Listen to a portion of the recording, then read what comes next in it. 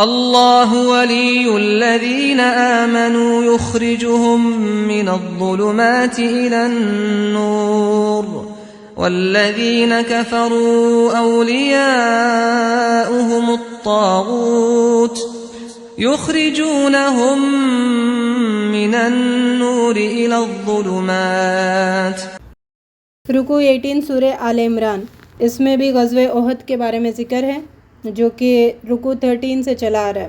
جنہوں نے زخم کھانے کے بعد اللہ اور اللہ کے رسول کی پکار پر لبیک کہا، ان میں سے جو نیک اور متقی ہیں ان کے لیے بڑا اجر ہے۔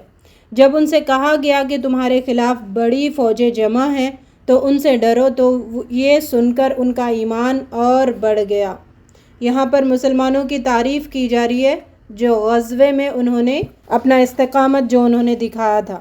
ان سے کہا گیا کہ تمہارے خلاف بڑی فوجیں جمع ہیں، ان سے ڈرو، تو یہ سن کر ان کا ایمان اور بڑھ گیا۔ انہوں نے کہا ہمارے لیے اللہ کافی ہے اور وہی بہترین کارساز ہے۔ وہ دراصل شیطان تھا جو اپنے دوستوں سے ڈرا رہا تھا، لہٰذا آئندہ تم انسانوں سے نہ ڈرنا، مجھ سے ہی ڈرنا۔ یہ ڈر اگر ہم ختم کریں گے، صرف اور صرف اللہ کا ڈر رکھیں گے، تو بھی اس دین پر چلنا ہمارے لیے آسان ہوگا۔ جو لوگ کفر کی راہ میں بڑی دوڑ دھوپ کر رہے ہیں، ان کی سرگرمیاں تمہیں نہ بھٹکائیں، یہ اللہ کا کچھ نہ بگاڑ سکیں گے۔ اللہ چاہتا ہے کہ آخرت میں ان کے لیے کوئی حصہ نہ رکھے۔ جن لوگوں نے بخل کرتے ہوئے مال کو جمع کیا ہے، قیامت کے روز ان کے گلوں کا طوق بن جائے گا۔ قیامت کے دن ایسے لوگ جو مال خرچ نہیں کرتے، تو سونا چاندی جو زینت بنی ہوئی ہے، آج قیامت کے دن وہ بڑے بڑے سانپ اور اژدہا کی شکل میں اس کے گلوں میں لپٹے ہوئے ہوں گے۔ اللہ رب العزت ہم سب کو زکوٰۃ ادا کرنے والا بنائے اور مال کو اللہ کے راہ میں خرچ کرنے والوں میں شامل فرمائے۔ 19 رکوع آخری رکوع ہے غزوہ احد کے بارے میں۔ اہل کتاب کہتے ہیں اللہ فقیر ہے اور ہم غنی، یہ باتیں ہم لکھ لیں گے اور عذاب جہنم کا مزہ چکھائیں گے۔ وہ رسول سے کہتے ہیں ہم کسی کو رسول تسلیم نہ کریں گے جب تک کہ وہ ہمارے سامنے ایسی قربانی نہ کریں جسے غیب سے آ کر آگ کھا لے۔ اے نبی صلی اللہ علیہ وسلم، یہ اگر آپ کو جھٹلا رہے ہیں تو بہت سے رسول تم سے پہلے بھی جھٹلائے جا چکے ہیں، حالانکہ یہ کھلی نشانیاں، صحیفے اور روشن کتابیں لائے تھے۔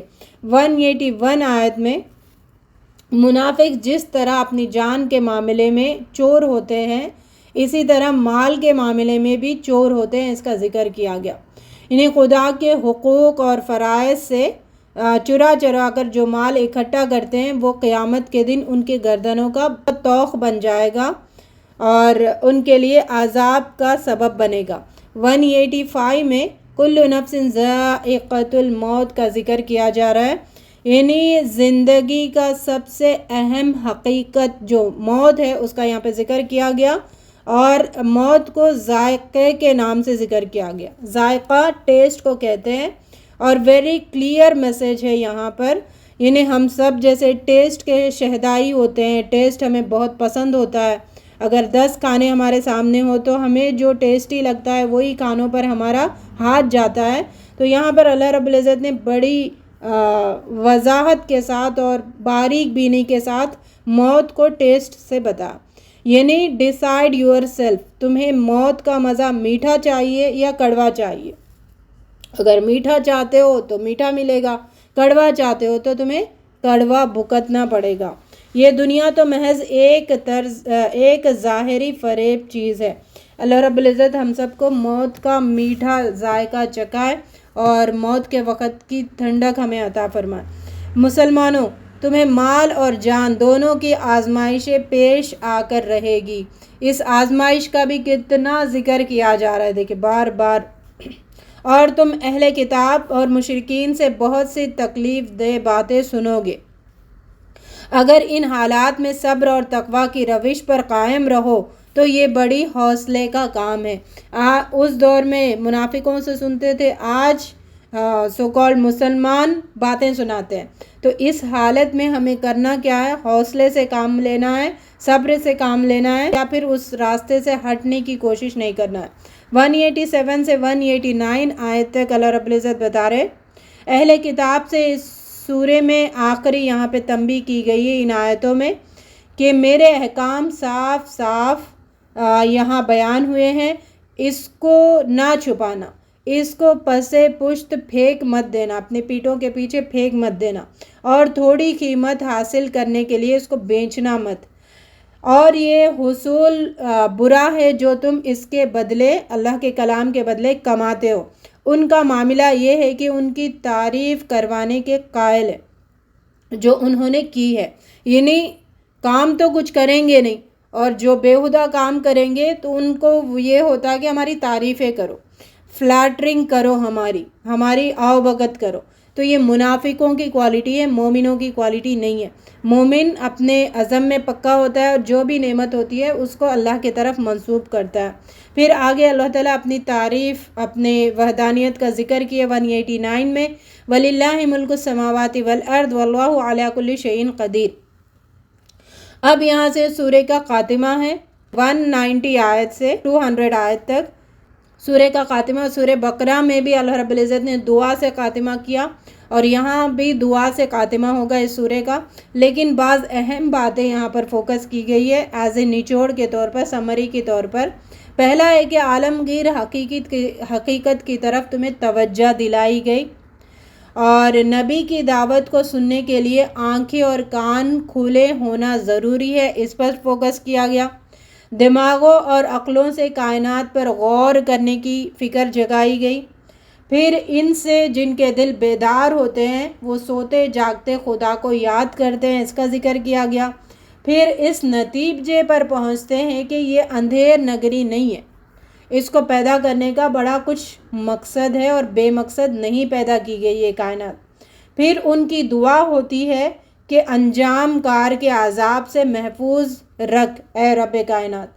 پھر بیدار عقل سے حق کی دعوت پر لبیک کہتے ہیں، کیونکہ اس صداقت کو جانچنے کی کسوٹی ان کے پاس خود ان کی عقل اور ان کے دل کے اندر ہوتی ہے۔ حق کو جانچنے کا پیمانہ کیا ہے؟ اللہ تعالیٰ نے وہ ہمارے اندر ان بلٹ ایک ڈیفالٹ میکانزم رکھ دیا، عقل کے نام سے اور حکمت کے دل کے نام سے۔ ان دونوں پر ہمیں باتوں کو لا کر سمجھنا چاہیے اور حق کو پہچاننے کی کوشش کرنا چاہیے۔ اللہ رب العزت نے فطرت میں رکھ دی ہے حق کی پہچان۔ حق کو نیچا کرنے والوں کی کوششیں رائگاں جانے والی ہے۔ یہ مہلت اللہ نے دی ہے ان کو، یہ عارضی مہلت ہے، بہت جلد ختم ہو جانے والی ہے دنیا کے ساتھ ساتھ، اور انجام کار صرف اور صرف کامیابی صرف اور صرف متقیوں کے لیے ہے، وفادار بندوں کے لیے ہے۔ پھر اہل کتاب کے حق پرستوں کی تعریف کی گئی ہے، جو ان میں حق پرست تھے، جو جیسے سورہ میں پیچھے بھی کیا گیا، جو نیک لوگ تھے ان کی تعریف بھی کی گئی، ان کے انعام کے بارے میں بھی ذکر کیا گیا۔ پھر ایمان والوں کو تلقین کی گئی، یا ایھا الذین آمنوا اصبروا وصابروا ورابطوا واتقوا اللہ لعلکم تفلحون۔ تو یہ رکوع یاد کریں اور اس کو نمازوں میں پڑھا کریں، اور یہ بدلیوں کی شکل میں جو قیامت کے دن صاحبان کی شکل میں آنے والی ہے، تو اس کو پڑھنے سے یہ صاحبان کی شکل میں ہوں گی۔ رکوع کا ایک سرسری تبصرہ پڑھیں گے۔ آسمانوں کی پیدائش میں رات اور دن کے باری باری سے آنے میں ان ہوش مندوں کے لیے بہت سی نشانیاں ہیں، جو اٹھتے بیٹھتے لیٹتے ہر حال میں خدا کو یاد کرتے ہیں اور زمین و آسمان کی ساخت میں غور و فکر کرتے ہیں، اور بے اختیار بول اٹھتے ہیں، پروردگار یہ سب تو نے عبث نہیں بنایا، پس اے رب ہمیں دوزخ کے عذاب سے بچا لے۔ مالک ہم نے ایک پکارنے والے کو سنا جو ایمان کی طرف بلاتا تھا، ہم نے اس کی دعوت قبول کی۔ اے ہمارے آقا، جو قصور ہم سے ہوتے ہیں ان سے درگزر فرما، ہم سے برائیوں کو دور کر، ہمارا خاتمہ نیک لوگوں کے ساتھ کر۔ جواب میں اللہ نے کہا، میں تم میں سے کسی کے عمل کو ضائع کرنے والا نہیں ہوں، خواہ مرد ہو یا عورت۔ اے نبی صلی اللہ علیہ وسلم، دنیا کے ملکوں میں خدا کے نافرمانوں کی چلت پھرت تمہیں کسی دھوکے میں نہ ڈالے، یہ محض چند روزہ زندگی کا تھوڑا سا لطف ہے، پھر یہ سب جہنم میں جائیں گے۔ اللہ رب العزت ہمیں جہنم سے محفوظ رکھے اور عقل و فہم کے ساتھ حق کو تسلیم کرنے والوں میں شامل فرمائے۔ سورہ نساء 34 سورہ ہے قرآن کی۔ پہلا رکوع، لوگوں اپنے رب سے ڈرو، جس نے تم کو ایک جان سے پیدا کیا ہے۔ اس سورے میں گھریلو اور معاشراتی قوانین بیان کیے گئے ہیں اور اس میں 3 گروپس کا بھی ذکر کیا گیا۔ 55 آیتوں میں اہل ایمان کا ذکر کیا گیا، 36 آیتوں میں اہل کتاب کا ذکر کیا گیا اور 85 آیتوں میں منافقوں کا ذکر کیا گیا۔ یعنی اس سورے میں میجورٹی آف دا آیتیں منافقوں کی بارے میں ذکر ہے، اور اس سورے میں معاشرے کے جو کمزور طبقہ ہے نا، عورتیں اور یتیم بچے، ان کے حقوق کا یہاں پر ذکر کیا جا رہا ہے۔ لوگوں، اپنے رب سے ڈرو جس نے تم کو ایک جان سے پیدا کیا اور اسی جان سے اس کا جوڑا بنایا اور ان دونوں سے بہت سارے مرد اور عورت دنیا میں پھیلائے۔ اس اللہ سے ڈرو اور رشتہ قرابت کے تعلقات کو بگاڑنے سے پرہیز کرو۔ اللہ کا ڈر وہ چیز ہے جو ہمیں ان گناہوں میں پڑنے سے روکتا ہے، رشتوں کو کاٹنے سے روکتا ہے، اور رحم کے جو رشتے ہیں ان کا احترام ملحوظ رکھنا سکھاتا ہے۔ یتیموں کے حقوق ادا کرنے کا جذبہ ہمارے اندر پیدا کرتا ہے، اور یہاں پہ جو تاکید کی گئی یتیموں کا حق ادا کرنا، اس کے بارے میں فوکس رہنا ہمیں سکھاتا ہے، ڈرتے رہنا سکھاتا ہے، اور ان کے مال کا نہ کھا جانے کا جو ذکر ہے وہ بھی یہاں پہ واضح کیا جا رہا ہے۔ یتیموں کے مال انہیں واپس دے دو، ان کے اچھے مال کو برے مال سے نہ بدلو اور نہ اپنے مال کے ساتھ ملا کر کھا جاؤ۔ سورہ بقرہ میں بھی اس کا ذکر ہے اور اس کے تھوڑا تفصیلی یہاں پر آیتیں آ رہی ہے۔ قرآن بار بار ریپیٹ کرتا ہے، بار بار ایک ہی بات کو بتاتا ہے، لیکن ہر جگہ قرآن کی شان یہ ہے کہ ڈیفرنٹ انداز میں، مزید ایکسپلینیشن کے انداز میں بتائی جاتی ہے۔ اگر تمہیں یہ اندیشہ ہو کہ یتیموں کے ساتھ انصاف نہ کر سکو تو جو عورتیں تم کو پسند آئے ان میں سے 2 3 یا 4 سے نکاح کر لو۔ اگر تم ان کے درمیان عدل نہیں کر سکتے تو پھر ایک ہی بیوی کرو۔ تو یہاں پر بات یہ بتائی گئی کہ اس زمانے میں جو بچے یتیم ہو جاتے تھے، جن کے ماں باپ کا جنگوں میں شہید ہو جاتے تھے، ایسی انتقال ہو جاتا تھا، تو ان لڑکیاں ہیں جو یتیم ہو گئی، ان کے ساتھ کیسا رویہ کریں۔ وہ لوگ ان سے نکاح بھی نہیں کرتے تھے اور ان کو لٹکا کر رکھتے تھے۔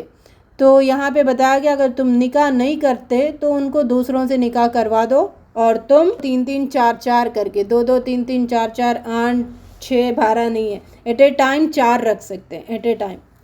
اور اگر تم نے ایک سے زائد شادی کی ہے تو اس کے بھی حقوق بتائے گئے کہ انصاف پر ہونا چاہیے، اور بغیر انصاف کے تم نے ایک سے زائد نکاح کیا تو اس کی بڑی پکڑ ہونے والی ہے۔ عورتوں کے مہر خوش دلی سے ادا کرو، اپنے مال کو نادان لوگوں کے حوالے نہ کرو۔ یتیموں کی آزمائش کرتے رہو، جب وہ نکاح کی عمر کو پہنچ جائے تو گواہوں کی موجودگی میں ان کے مال ان کے حوالے کر دو۔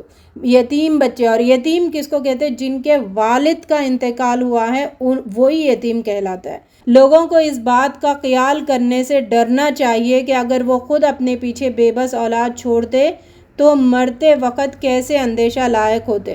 جو لوگ یتیموں کا مال کھاتے ہیں در حقیقت وہ اپنے پیٹ آگ سے بھر رہے ہیں اور وہ ضرور جہنم میں جائیں گے۔ اور یتیمی کہاں تک ہے؟ بلوغت تک۔ بالغ ہو گیا لڑکا یا لڑکی تو پھر وہ یتیم نہیں کہلایا جاتا۔ تو یہ بھی ہمیں بات پتہ ہونی چاہیے، بہت سارے لوگوں کو ان باتوں کا علم نہیں ہے۔ 7 8 9 10 آیتوں میں مردوں اور عورتوں کے حصے کا ذکر کیا جا رہا ہے۔ جن کے ماں باپ مال چھوڑے آتے ہیں تو ان میں لڑکوں کا حصہ، لڑکیوں کا حصہ کتنا ہے، یعنی علم المیراث یہاں پہ ذکر کیا جا رہا ہے۔ 6 آیتوں میں علم المیراث کا تفصیلی بحث اس سورے میں آ گیا ہے۔ اور ضعیف اور قوی سب کے حقوق اللہ رب العزت نے متعین کر دیے۔ اگر متعین نہیں کرتے اللہ تعالیٰ تو جو طاقتور ہوتا وہ کمزور کا مال ہڑپ لیتا، تو اس لیے اللہ تعالیٰ نے فکس کر دیا، اور جو اللہ نے فکس کر دیا ہے اس کے حساب سے تقسیم کرو، اپنی من مانی حساب سے تقسیم مت کرو۔ نبی صلی اللہ علیہ وسلم نے کہا کہ علم المیراث سب سے پہلے قیامت کے وقت سب سے پہلے جو علم اٹھایا جائے گا وہ علم المیراث ہے، لوگوں کو اس کو تعلیمات نہیں ہوں گی۔ میراث کے وقت، تقسیم کے وقت جو رشتہ دار، یتیم یا کوئی محتاج اگر اس وقت ہوتے تو ان کے ساتھ بھی خیر خواہی کرنے کا حکم دیا جا رہا ہے آیت 8 میں. اور آیت 9 اور 10 میں یتیم کا مال ہڑپنے والوں کی سزا بتائی گئی، وہ اپنے پیٹوں میں آگ بھرتے ہیں. ذرا اس کو محسوس کریں، اگر کوئی ہارڈ غذا کھا لیتے ہیں، مسالوں والی چیز کھا لیتے ہیں تو پیٹ میں کیسے جلن ہوتی ہے اور کافی دیر تک وہ محسوس ہوتا ہے. اس کو ٹھنڈا کرنے کے لیے ہم کئی چیزیں کھا لیتے ہیں. اگر پیٹ میں ہی آگ اللہ تعالیٰ نے جلا دی تو حالت کیا ہوگی. اس لیے حرام مال کی طرف ذرا بھی نہ لپکے، آنکھ بند کر لے. کسی کا مال ہمیں ضرورت نہیں ہے. ہم جو حلال طریقے سے کماتے ہیں اس پہ اکتفا رہنے کی کوشش کریں اور اکتفا رہنے کا جذبہ پیدا کریں. رکو 2، ترکے کی تقسیم کے پہلے میت نے جو وصیت کی ہے اسے پوری کر دی جائے گی. 11 سے لے کے 14 تک یہاں پہ اور تفصیلی احکام آ رہے ہیں علم المیراث کے، وراثت کے. اور قرض جو اس پر ہو اسے ادا کر دیا جائے. ترکے کے حصے اللہ نے مقرر کیے ہیں. اب انسان کو حق نہیں کہ اپنے طور پر ترکے کے حصے کرے. یہ اللہ کی مقرر کی ہوئی حدیں ہیں. جو اللہ اور اس کے رسول کی اطاعت کرے گا اللہ اسے جنتوں میں داخل کرے گا. کوئی انتقال کر جاتا ہے تو پہلے اس کے مال میں سے قرضہ ادا کیا جائے گا، پھر اس کے بعد اس کی وصیت پوری کی جائے گی. اور وصیت اونلی 1/3 مال میں سے ہی انسان کر سکتا ہے، اس سے زیادہ کرنے کا حکم نہیں ہے. باقی جو مال بچ گیا ہے وہ وارثوں میں تقسیم کیا جائے گا. کس کا کتنا حصہ ہے وہ اللہ تعالیٰ نے تفصیل میں یہاں پہ بتا دیا. اور وارث کون کہلائیں گے؟ اولاد، ماں باپ، بیوی. ٹھیک ہے، اگر یہ نہ ہو تو پھر آگے بہن بھائیوں میں وہاں کلالہ کا ذکر اس صورت کے آخری آیت میں آئے گا. کوئی بھی نہ ہو تو پھر دور کا رشتہ دار کسی کو تلاش کیا جائے گا. تو اس طریقے سے تقسیم کا طریقہ بتایا گیا. جو اللہ اور اس کے رسول کی نافرمانی کرے گا اور اس کی مقرر کی ہوئی حدوں سے تجاوز کرے گا اللہ اسے آگ میں ڈالے گا جہاں وہ ہمیشہ رہے گا اور اس کے لیے رسوا کن سزا ہے. اور بہت سارے گھر ان گناہ میں مبتلا ہیں. وراثت کی صحیح تقسیم انہوں نے نہیں کی، اپنی من مانی طریقوں سے انہوں نے تقسیم کیا ہے. تو اللہ رب العزت یہاں پہ آگ میں ڈالے جانے کا ذکر کر رہے ہیں. تو نہ یتیموں کا مال کھاؤ، نہ کسی کا حق مارو، کسی بھی طریقے سے جو ہمارا حق نہیں ہے اس پہ قبضہ کرنے کی کوشش نہ کرو. سکون سے زندگی گزارو اور قناعت کے ساتھ زندگی گزارو اور آخرت میں بھی فائدہ انشاءاللہ اس کا ہوگا. رکو 3، اللہ پر توبہ کی قبولیت کا حق انہی لوگوں کے لیے ہے جو نادانی کی وجہ سے کوئی برا فعل کر گزرتے ہیں. توبہ کی شرط بتائی گئی. شرط کیا ہے؟ نادانی میں تم نے کیا تو معاف ہو. تم نے جان بوجھ کے پھر توبہ توبہ توبہ توبہ استغفر پھر وہ معافی نہیں ہوگی. لیکن پھر اخلاص کے ساتھ ندامت کے ساتھ جو پلٹتا ہے اس کو معاف کرے گا. کھیل تماشا جس نے توبہ کو بنا لیا اس کی معافی نہیں ہوگی. اس کے بعد جلد ہی توبہ کر لیتے ہیں گناہ کرنے کے بعد، ویسے لوگوں کی توبہ قبول کی جاتی ہے. مگر توبہ ان لوگوں کے لیے نہیں ہے جو برے کام کیے چلے جاتے ہیں یہاں تک کہ ان میں سے کسی کی موت کا وقت آ جاتا ہے تو اس وقت وہ کہتا ہے اب میں نے توبہ کی. تو موت کے وقت کی کوئی توبہ قبول نہیں ہونے والی. توبہ کے دروازے بند کر دیے جاتے ہیں. ایسے لوگوں کے لیے دردناک سزا ہے. اللہ تعالی ہم سب کو اپنے عذاب سے محفوظ رکھے، جہنم کی آگ سے محفوظ رکھے. اے ایمان والو، تمہارے لیے یہ حلال نہیں ہے کہ زبردستی عورتوں کے وارث بن بیٹھو. یہ ایسا ہوتا تھا کہ باپ، جو عورتیں بیوہ ہوتی تھی، دوسری بیوی ہوتی تھی باپ کی، تو اس کو آزاد کرنے کے بدلے اس کو روکے رکھتے تھے. ان سے یہ لوگ نکاح کر لیتے تھے جو بیٹا ہوتا تھا. تو یہاں پہ ان جاہلی رسومات کو توڑ دیا گیا. اور یہ بھی حلال نہیں ہے کہ انہیں تنگ کر کے مہر کا کچھ حصہ اڑا لینے کی کوشش کرو. اپنی بیویوں کے ساتھ بھلے طریقے سے زندگی گزارو. اگر وہ تمہیں ناپسند ہو سکتا ہے کہ ایک چیز تمہیں ناپسند ہو، مگر اللہ نے اس میں بہت سی بھلائی رکھ دی ہو. اپنی بیویوں کو جو بھی مال دیا ہوا ہے اس میں سے کچھ بھی واپس نہ لینا۔ حد درجے نبھانے پر فوکس کیا جا رہا ہے۔ نبھاؤ نہیں ہو سکتا تو پھر جو طریقے سے الگ ہونے کا ہے وہ طریقہ اپنا کر الگ ہو سکتے ہو۔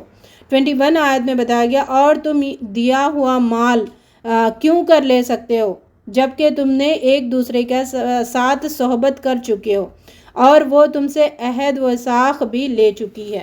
تو اس کے بعد جتنا بھی تم نے قنطار بھی دیا ہے تو واپس نہیں لینا۔